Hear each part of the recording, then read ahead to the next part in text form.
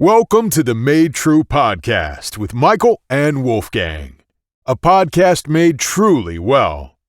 On this week's episode, Joji. To anyone that talks smack about Fallout 4, fuck you. It doesn't matter if it's good or not. It's available. Welcome to the Made True podcast with Michael and Wolfgang. I'm Michael, and I'm joined today by my buddy Wolfgang. And this podcast is kind of just a variety show with a lot of different segments, and we're just here to have a good time. And I hope you enjoy. Yep, that's right. We have a bunch of cool segments we've come up with, and we'll explain them when we get to each of them. But I figure we should just start with how was your week? You know, my week, last week, it was pretty uneventful for the most part. I had classes, and so I've been really busy staying up to date with all my homework and tests and quizzes and such in my biology class, because college life can be a pain, but that's the way it is. And I hung out with a couple of friends today, and I look forward to seeing you in person. That'll be fun. Yeah, that's right. I'll be down next week. You do anything like fun during the week or anything? I've started writing a new book, and I've been having a lot of fun doing that. And also, I've been reading and working out a little bit, just generally trying to live healthier and just become a more whole person. And I feel a lot better since I've been doing stuff like that. I definitely feel that. Speaking of becoming a more whole person, what are you drinking tonight? Tonight, I'm drinking the one, the only, Pabst Blue Ribbon, more commonly known as PBR. That's good, yeah. It's good stuff, like, you know, who cares? It's cheap and it tastes all right. Yeah, it's like Little Caesars, because, you know, Little Caesars gets ragged on because people say it's bad, but it's hot and it's ready. And people say, is it good pizza? And it's hot and it's ready. It doesn't matter if it's good or not. It's available. Very true. Any other interesting stuff with your week? Is that about all? That's about it. What are you drinking tonight? And also, how's your week been? So, I'll be honest, I'm not drinking any Pabst Blue Ribbon, you know. Didn't have the money to get any of that. Shame. I'm drinking some Johnny Walker Black Label right now. Drinking it neat because I didn't have a chance to grab ice before the pod. Solid. Yep, it's pretty good, and then I have some backup in case I run out. So we're essentially drinking the same thing, just like mine's carbonated and yours isn't. Yeah, exactly. And I think they are just the same flavor, honestly. But yeah, my week was it's pretty normal. You know, I work security for those who don't know, because this is episode 1. So basically, I just sit in a car on my phone the whole day and do nothing. Not a lot of interesting stuff happened. I did actually have to call the cops the other day at work. Oh yeah? What was that about? There were some people driving ATVs and mopeds on the public trail, and apparently they almost hit like some kids or something. Oh wow. 3-year-old girl. That's rough. I'm glad you were able to step up and call the authorities for that. Yeah, I mean, it's not really anything crazy. When you call the non-emergency number, it's actually, it's pretty boring. It's just like a secretary lady's like, how can I help you? And then, you know, you direct them. One cool thing I did see this week, did you see Joji's new project? I know you listen to Joji. Yeah, I do like Joji. I don't think I've seen his new project recently, no.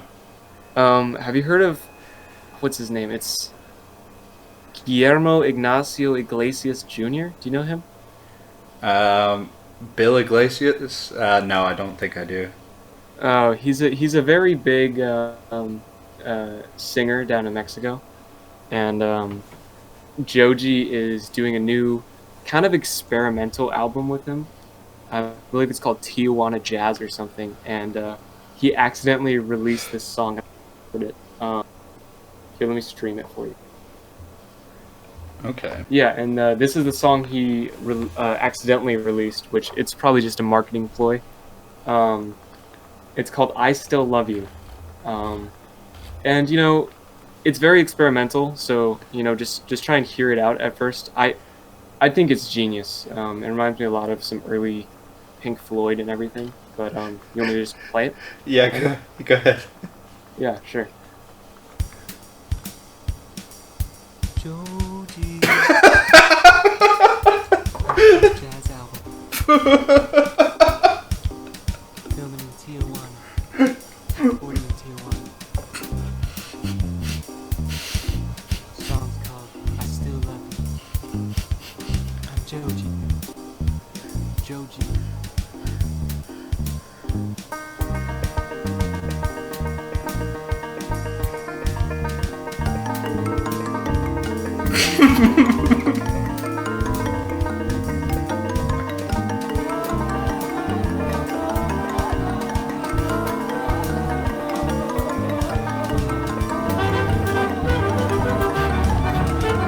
Now I'm gonna let the cool cat take over the song.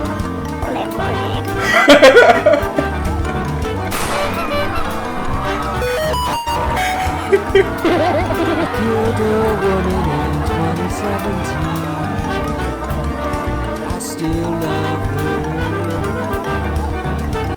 But yeah, that's the new song. What do you think of it? The production value is something special.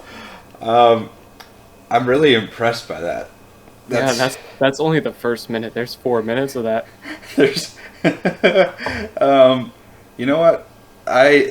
Out of respect for Joji and Guillermo, I think we should listen to the rest of the song. Nah, it's all right. Maybe some other time. People can probably find it online on Twitter. Okay. But yeah, that's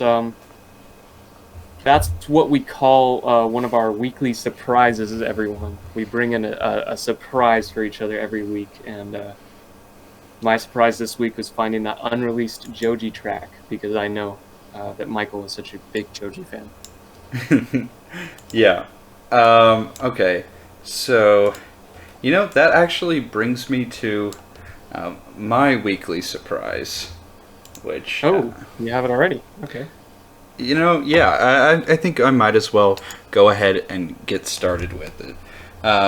So, a lot of people know about the band Eagles. They're a world-famous band, and, of course, one of the biggest bands of the 70s. World-renowned for huge hits, such as, Hotel California, and the other ones. And I found one of their songs recently. I think it's something underground. I think it's kind of hard to find.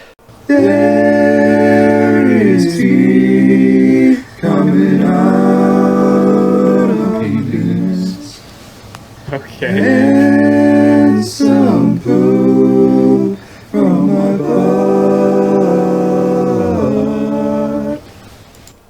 Wow. That is powerful stuff. Was that what inspired them to make Seven Bridges Road? Yeah, that's a good old number called 7 Penis Road. Yeah. Yeah. Apparently we're just so good at finding unreleased music. Just yeah, crazy. we are. It's kind of impressive. Yeah, that is really impressive that we both found an unreleased song. Yeah. For some reason, the audio quality on that wasn't quite so good. So I don't know what was going on with that, but I guess it happens. Yeah, I mean, when they record it, probably must have been 40 years ago at the most, Yeah, and they didn't have Blue Yeti mics back then. So today we're doing a tier list of the Fallout games. Okay. I'm wondering if we should both do separate tier lists or if we should just agree on things. I'd rather just do it like just you have it and we agree on it. 'Cause, I don't want to pull shit up. Okay, that makes sense. So, I guess we should start with Fallout 1. I don't think I played more than an hour in this game, and I'd put it in A tier. Yeah, I think I'm in the same boat where I haven't played it for a long while, but I've looked into a lot of the lore, and apparently it's one of the most fleshed out Fallout games. It's actually really good. Yeah, of it, it's really good, but I haven't finished it, so I can't give it an S. Sure. But I think A tier is pretty. Yeah, I think that's fair. Fallout 76, I haven't played it, and I heard that it sucks, but also I've heard that it's getting better. I can't give it a fair rating because I've never played it. So I played it when it first came out. It didn't really suck. It was just, it was very lonely, and because they didn't have any NPCs, so it was just kind of empty. And like there was other people and everything, but I'm not a big interacting with other people in like a survival kind of thing. That always ends up infuriating. I have also heard it's gotten better, but I'll just give it like a solid C tier because it really isn't as bad as everyone says. But it definitely could have been way better at launch. They took way too long to fix it, and I don't even think they did that right. Yeah. And also, definitely overhyped. Like, that was maybe the most hyped video game I had ever seen in my life. At least in my recent memory. I can't really think of one except for maybe Elder Scrolls 6, which that's not going to come out for another 10 years, but it is what it is. Now to Fallout 3. What are we thinking for Fallout 3? I love Fallout 3. I think it's... Fallout 3 is S tier. Yeah, I think I'm with you on that. I think Fallout 3 is a great game with a lot of replayability, which, interestingly enough, a lot of people don't agree with that fact because they say it's like there's not enough endings for it to be replayable, but it's like, try replaying it, man. Fallout 3 is great. It's so much fun, and I don't know, the world is so diverse and interesting. I love the city that's on the water. What is it, Rivet City or something? On the craft carrier? Yeah. Yep, that's a good one. Yeah, like... Where you get the first reference to the Commonwealth and the Institute. Yeah, and I don't know, I'm a sucker for connecting stuff to the rest of the games in the series, and also for creative ideas of how to handle the apocalypse, where it's not everything's just drab with just broken buildings and zombies and whatnot. And it's like, of course, Fallout has those, but it expounds upon them in creative ways. Well, and also, I mean, for me, it's a nostalgia thing. It wasn't the first Fallout game I played, but it's the one that took place where I grew up, which is DC, Capital Wasteland. And I can't even explain it to you. It looks exactly the same as DC right now. It's perfect.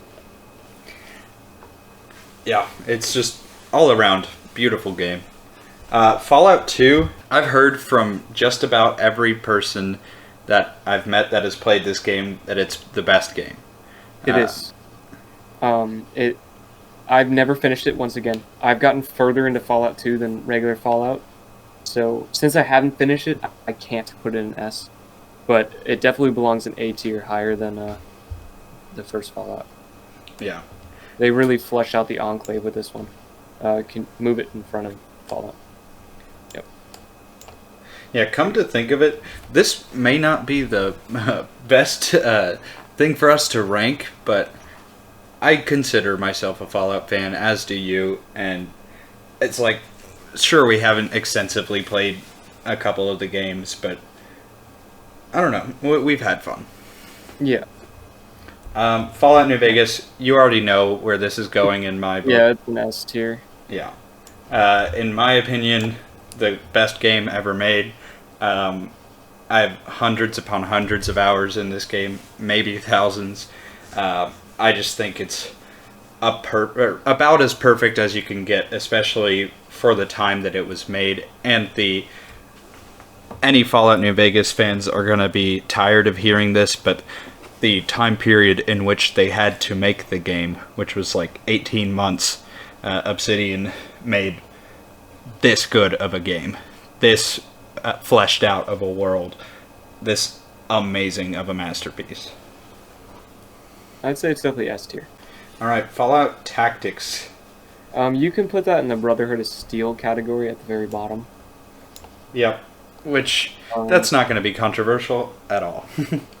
I mean, I've heard some people really like Tactics, and I don't give a shit. That is one I probably have more time in Tactics than regular Fallout, and I can say there was never an enjoyable moment in that entire game. Fallout Brotherhood of Steel. I would say that goes in the Brotherhood of Steel category. Yep, I think that's pretty fair. Right there at the bottom. Okay, perfect. Fallout Shelter. You know, there's not a lot to it, but I think that's what's good about it. It's simple, doesn't really have like bugs. I would say that's a solid B tier. Yeah, I was going to say, for what it is, which is essentially a mobile game, because that's what it was marketed as. Yeah.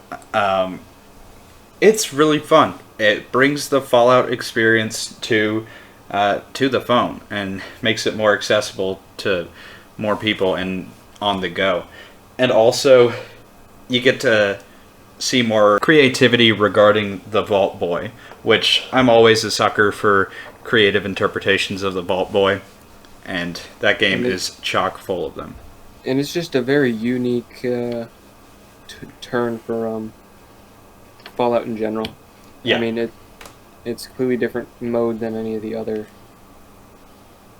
games in the entire series. Oh yeah. So, yeah, I'd put it in a solid B tier. Yeah, and that's a real strong B. Here's the one that we're gonna get shit for. Yeah. I think Fallout 4 got way too much shit. I agree. I think it is a perfectly good game, and everyone hopped on it mostly because it was kind of everyone was doing it. There was a lot of complaints that it was buggy. There was a lot of complaints that they didn't like that the main character talked instead of just like having dialogue options, or that you couldn't see the full dialogue options. And I'll give them that. The not seeing full dialogue options was really annoying my first playthrough, but I got a simple mod to fix that. And in regards to the bugs, I asked them to play any Fallout game. Or any And also, it's really not that bad. And further piggybacking off of what you said about adding simple mods, this game was the first in the Fallout series to make modding easy. Like, It was the first Bethesda game to allow mods for consoles. yeah, and I grew up on consoles. I didn't get a PC until I was like 19 or so. So it was really cool actually being able to incorporate mods on console, because I could try out wacky new things that I never thought were possible in a Fallout game. And also, to anyone that talks smack about Fallout 4, fuck you. No, I'm kidding. To anyone... No, double down. Okay, fuck you and your mom. Yeah, and just stop listening to the podcast, honestly, or don't. Maybe do listen, but yeah, please. No, we don't respect your opinion. Yeah, please stay listening. We just don't like you. Yeah. Well, yeah, sure. We'll double down on that. But I think it belongs in either the very end of A tier or the top of B tier. Yeah, I think it's A tier. Yeah, I mean, if you play it right, just like a loot 'em shoot 'em game, you're gonna have a great time. Yeah. And what I was actually going to say to the people that don't like Fallout 4 is just give it another try. Definitely. Yeah, give it another try. Do a lot of the quests and finish the game. When I got back, Well, yeah. when I got back into the game, I had already played it a couple hundred hours and never beaten the game. And I don't know. Actually, having a concrete goal can make a game more fun, in my opinion. At least, like having something within the future and within your sights. Yeah, at least do the DLCs, because I know a lot of people complained that the campaign seemed a little too urgent. It's like, oh, your son's missing, so you need to go look for him as soon as you can, and people are just kind of, they feel like they're forced into rushing that story. But honestly, just grow up and play how you want to play, and stop complaining about probably the greatest Fallout game ever made. Can we actually move it to the top of S tier? No, but seriously, just it's just like any other role-playing game. They're gonna have a story that seems urgent. I mean, think Skyrim, one of the greatest RPGs Bethesda's ever made.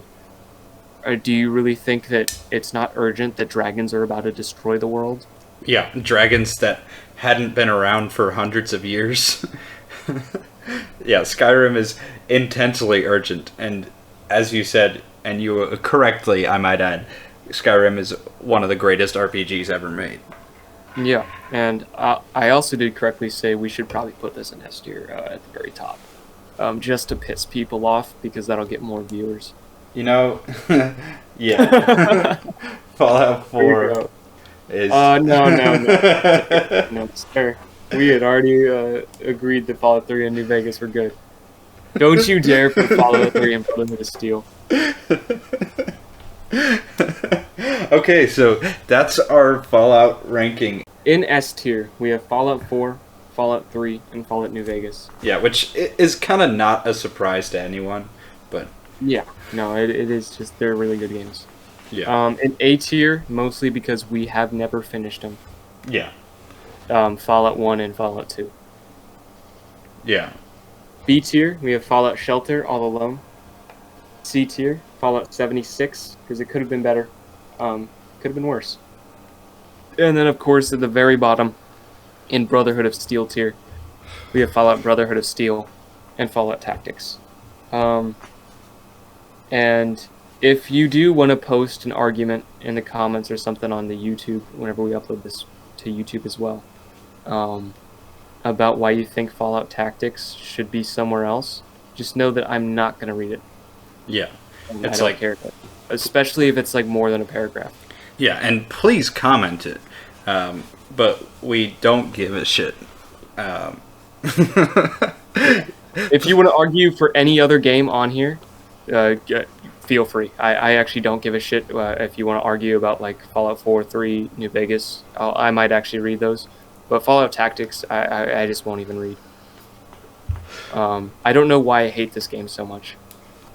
Before we finish this tier list, we should let people know what we're going to do next week. We're actually going to be doing a coronavirus vaccine flavor tier list. Oh yeah, taste test / tier list. Yeah, and we're going to be ranking them on the pod. We're going to be trying them on the pod. We're going to try and get our hands on as many vaccines as possible. Yeah, we're talking Pfizer, Johnson & Johnson, the other ones. Moderna, that weird like one that's made from like bugs or monkeys in Russia or something. Yeah, we're excited to taste test them. Like it just seems like a fun thing to do, you know, and yeah, so that's what we're gonna have fun with. Yeah, tune in next week for that. We were talking about our weeks earlier, and that brings me to our next segment, which is the silly news story of the week. Oh, yeah. Yeah, where we both bring in a news story that we think is kind of funny. Do you want to go first? Yeah, sure. From July 20th, so 5 days ago, from recording this. There was a burglary at an Indiana home, in Indiana, and the police arrived and they found out that the suspect was a baby deer, that just wanted shelter. Uh, I looked this up maybe 30 minutes before we actually started recording, and next time I'll do better. I think my major news story was really Joji's unreleased track, but yeah, the deer is now known as Bambi, and it has been rescued. So that's a bit of a cute one and a funny one, because I don't know, you don't expect a deer to break into your house. My news story of the week is this. Okay. Here we go. You see, the only reason I picked this is because of this fish's stupid fucking face. I saw this when I was looking up news stories, but I didn't pick it. Yeah, I saw that image. I picked it because that is a ridiculous looking fish, and it has human-like teeth. So who knows? Maybe the conspiracy theorists were right that they're bioengineering fish people. Everyone knows a guy that says that. Everyone knows the guy down the street that wears a aluminum foil hat made of Reynolds wrap and talks about ghosts and goblins and human teeth fish that are human hybrid fish. This is one of those things, and they're goofy as hell. They are very goofy. What caused it? Is it just it ate denters, or? An 11-year-old named Charlie caught this he caught this fish with, but like, why does he have the teeth? Is that just what his teeth are? That might just be his teeth. Those might not be teeth. That might just be the lip of the fish with like a weird scale design. Who knows? Yeah, it could be. I just thought I'd share that because that is a silly looking fish. Yeah, what's next? Next, we got the Dream Journal. Did you have any interesting or funny dreams that you dreamt up recently? I had a really funny dream the other night, and I forgot it. Like, I woke up in the middle of the night, and I was like, "This is really funny. I gotta write this down for the podcast," but I'm too tired, so I'll write it down when I actually wake up in the morning, and it's gone. So let's think of there's always the classic can opener. Oh yeah, go ahead and tell that story, because the one I was going to tell is from a long time ago as well. Yeah, it's not really, there's not much to this story. I had a dream where this is back when I was at college with Michael, and in my dream I had woken up and walked outside to the main area of my suite, and for some reason Michael was in there as well. He was just standing there, and he was holding a can of something, and he just kept saying, "Can't open? Can opener. See?" And it felt like an eternity's probably the closest way to it. But yeah, it's just him repeatedly saying that for way too long. I don't even know if you could consider that a dream or like a nightmare. But yeah, it was that was that. What about you? Any wacky little dreams? So this one happened a long time ago, like back when I was in high school.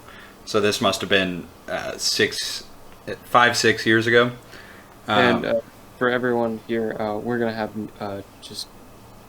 we'll start actually recording our dreams for next week. Yeah.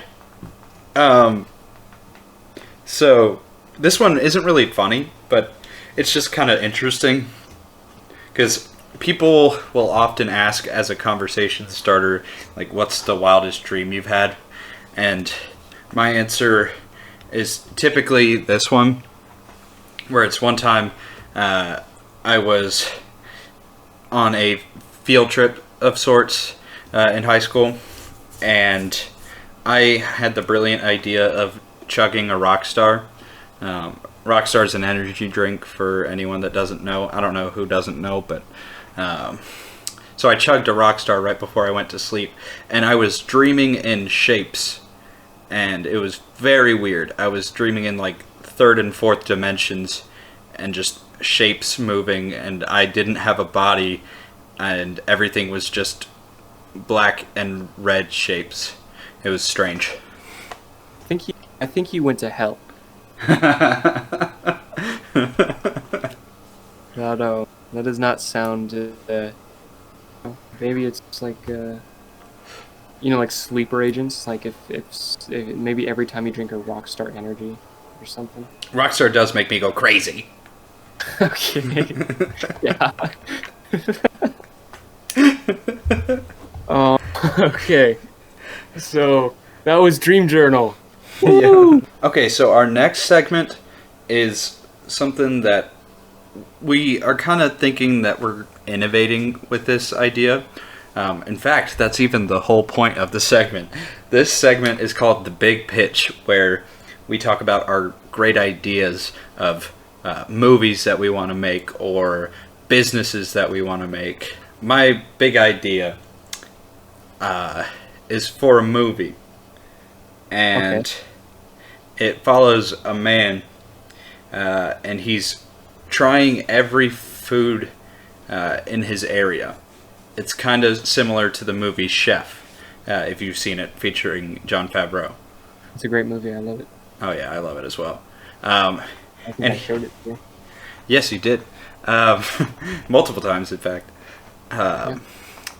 But this man is going and trying every food in his area and trying different things. He's trying McDonald's, he's trying Burger King, he's trying the local Greek restaurant, and he keeps getting diarrhea from all the food that he's eating.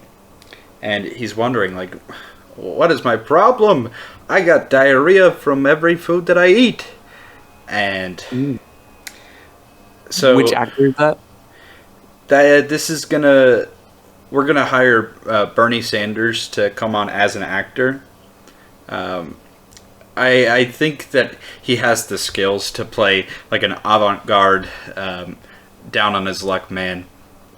I think Bernie Sanders can really break through with this. And so he's wondering, like, what's the problem with all of this food?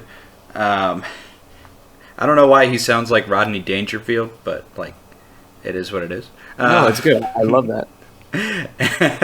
And then he asks his doctor for help, and his doctor prescribes him a grande chalupa from Taco Bell.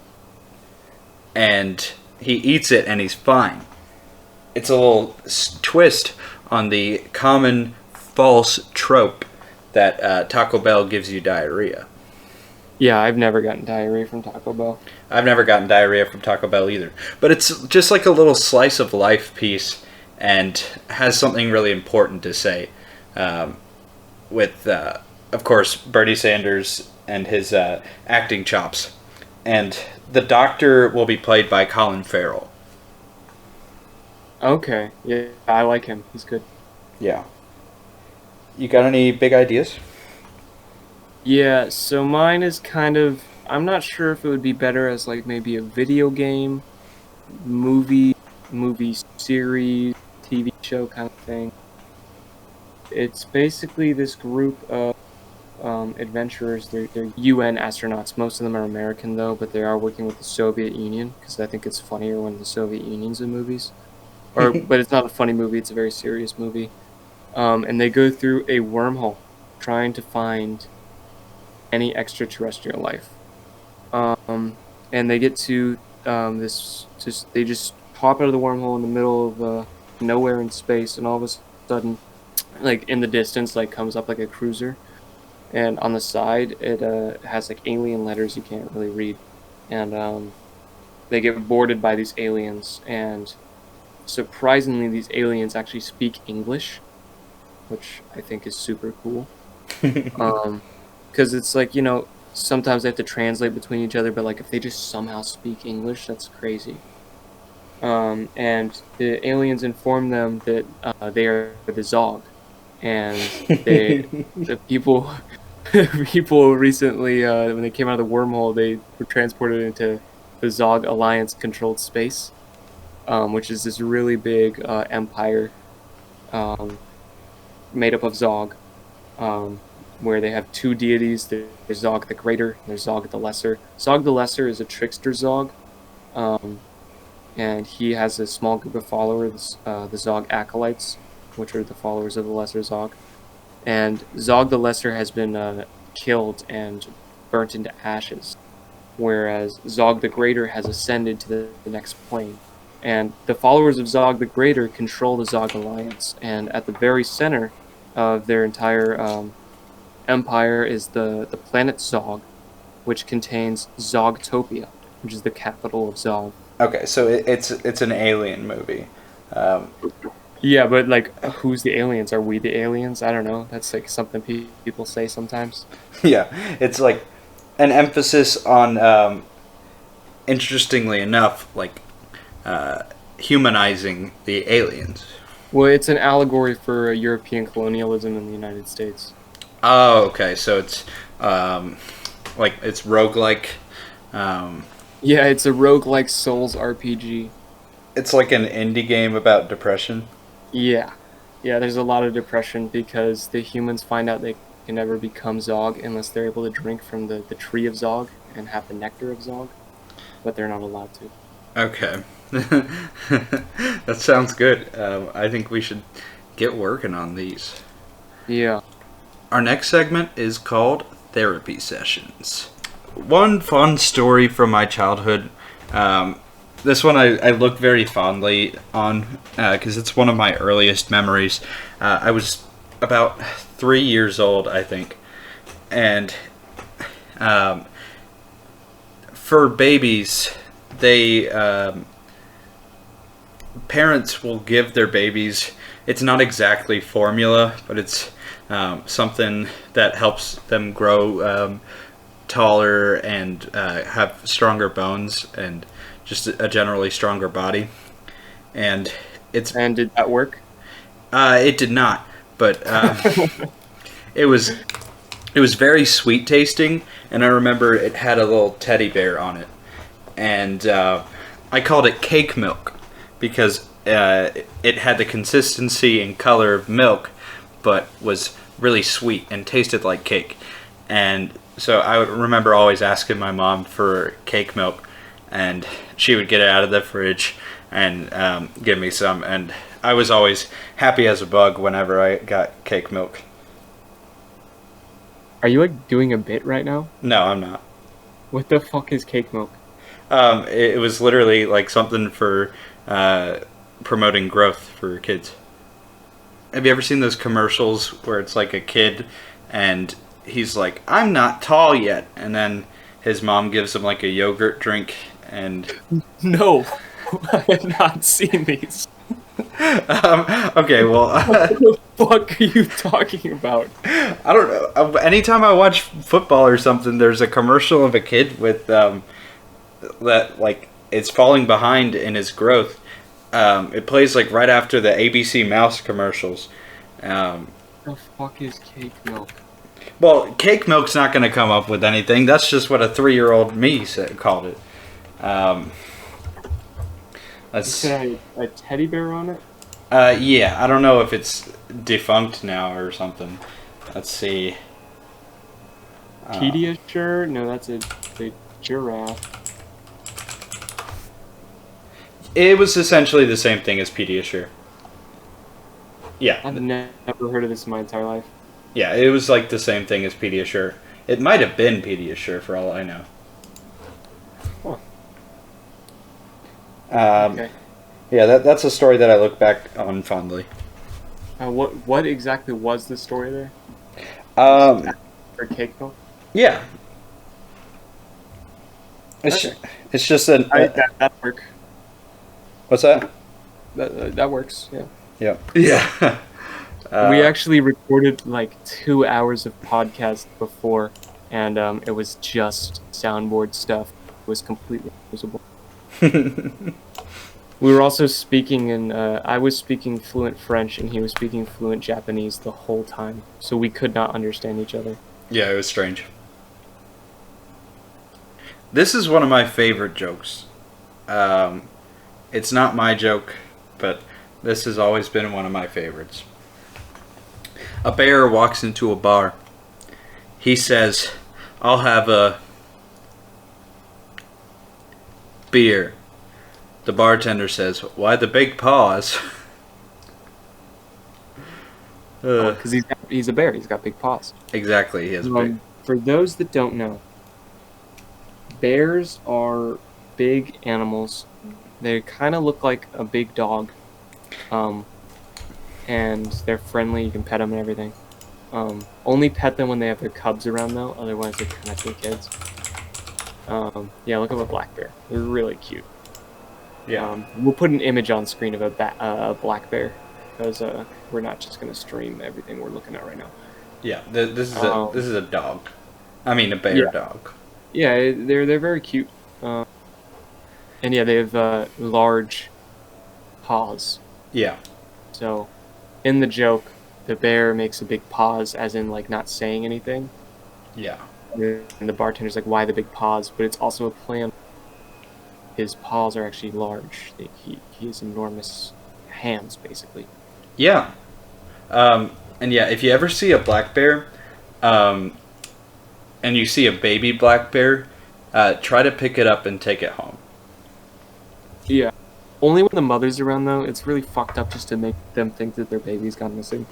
Yeah. But they're very open about like just giving away their kids to adoption, especially in America. I mean, this is the country everyone dreams about.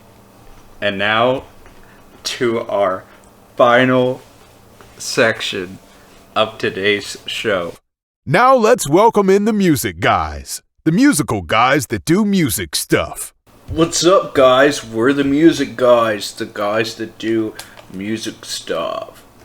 I'm Mickey Bones, and you're... I'm Don Cheadle.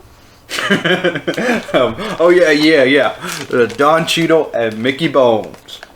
So today we're gonna sing some songs for you. Maybe we won't sing them. Maybe we'll come up with stuff though. Okay, but we can also sing them if we want. Yes, but I won't.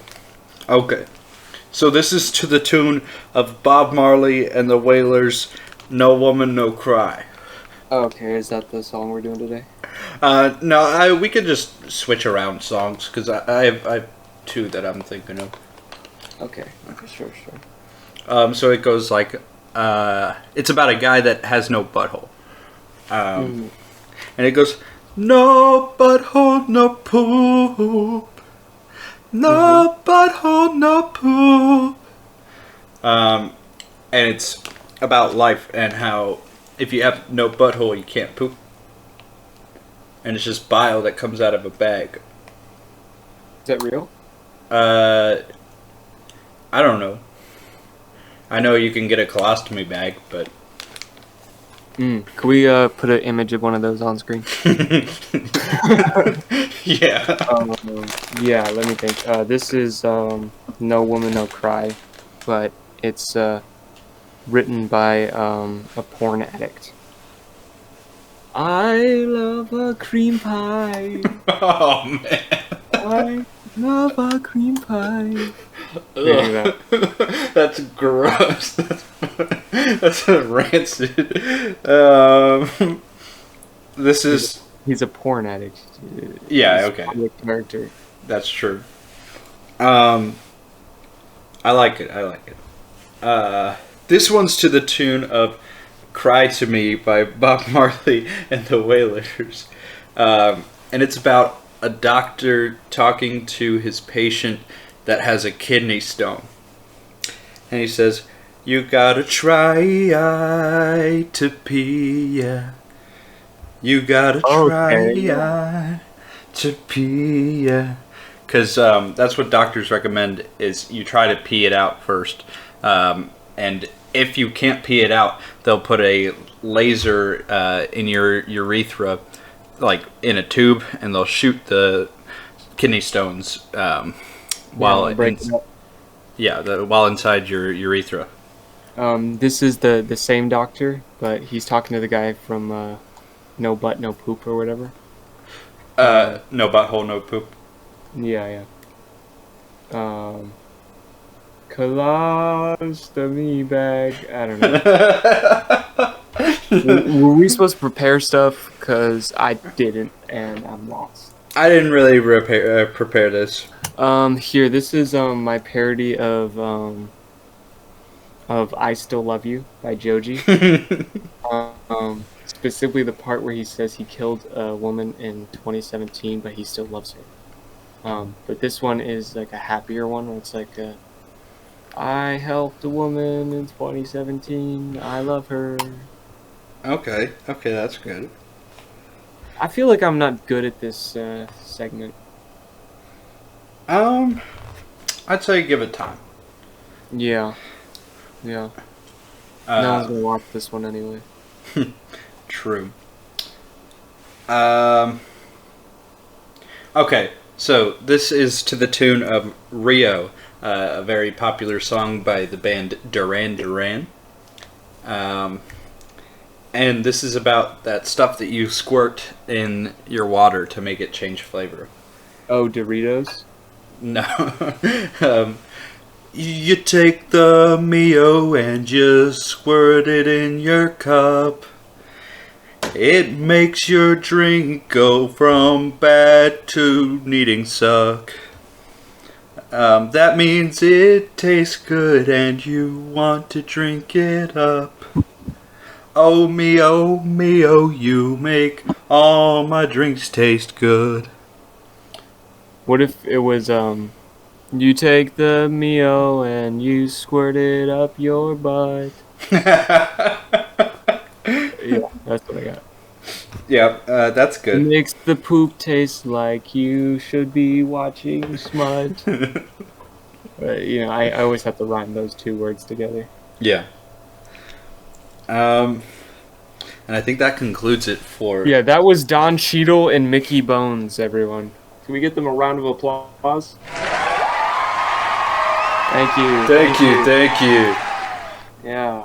Oh, thank you. I think we're gonna wrap it up for today. Okay, what is this week's? We're gonna recommend this week. What we recommend 2 movies and one book, 2 books or short stories. Okay. For people to read. Okay. You go ahead and recommend the first movie. Always recommend the movie Whiplash. I think it's a fantastic movie and is one of the best made movies ever, and is just, I don't know, it really shows how passion can become an obsession and can become really unhealthy for someone. Yeah. Yeah. I personally haven't seen it, but I've heard good things about it. I'm gonna recommend the movie Goodfellas with Ray Liotta, Rob De Niro, Joe Pesci. It's a blast from the past, even. I would argue that it's the greatest movie ever made. The only thing that could really compete is perhaps Pirates of the Caribbean in terms of just how well made that movie is. But I do think Goodfellas is probably a perfect movie. Yeah, they both are made really well. And I concur with that. I think that'll be my movie recommendation this week. Do you have a book or short story or any of the sort, maybe even a poem recommendation? I'm between 2 stories, but I think I will save the other one for the next show. I recommend The Metamorphosis by Franz Kafka. That's a good one. Yeah, and it's highly misunderstood by a lot of people. If you ever get the chance to read it, do a little research on what Kafka intended the story to mean, because a lot of people get caught up in there's the famous picture of the cockroach, which I'll put up that picture. Everyone knows the picture. Yeah, let's pretend like we're actually looking at that picture now so that people feel included. Yeah. Oh wow, yeah, I know that picture. Oh yeah. So that's him as the bug. Yeah, and the thing is Gregor is not actually a bug. Really? Yeah, the original language uses a word that's more closely associated with vermin than like a bug anyway, and also it was never meant to be a literal transformation into a Metamorphosis, I should say. Exactly. It was just about his personality change and his distancing from his family. So yeah, I recommend the Metamorphosis. Yeah, I would say I'm gonna recommend The Vampire by John Polidori. It's a classic. It came out of there was basically a competition among writers. Forget everyone. There was John Polidori, Lord Byron, Mary Shelley and her husband, and it inspired a bunch of great works. The beginnings of Frankenstein or the modern Prometheus came from that competition. The Vampire inspired Bram Stoker's Dracula, and it's a very short story, probably 20 pages at most. So that'll be my recommendation for the week. This has been the Made True Podcast. Until next time, stay true. We love you, and God bless. Yeah, thanks for watching. God bless.